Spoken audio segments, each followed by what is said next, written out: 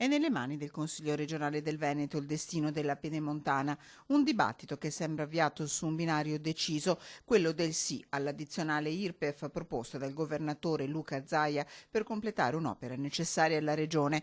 95 chilometri di strada veloce di collegamento che attualmente non esiste, che potrebbero essere pronti in 3, massimo 4 anni. Noi proponiamo ovviamente una soluzione, stiamo parlando del più grande cantiere presente oggi in Italia, 2 miliardi 258 milioni di euro. Il Consiglio decida, ribadisce il governatore Zaia, e se qualcuno ha idee migliori le proponga. Con il rispetto dei ruoli, anche con la volontà di dare tutte le documentazioni possibili e immaginabili ai consiglieri affinché facciano approfondimenti, pongano questioni, ma anche propongano delle soluzioni alternative. Se c'è qualcuno che ha soluzioni alternative, noi siamo qui. 3.042 gli espropriati per un valore totale di ristoro pari a 300 milioni di euro, ma solo 60 milioni, spiega il governatore, sono immediatamente esigibili. Se si salva il cantiere si pagano gli espropri e si chiude la partita anche a questo fronte di oltre 3.000 cittadini. Fra l'altro 300 milioni di euro sono risorse che vanno sul territorio, perché gli espropriati sono di qua, non è che paghiamo gente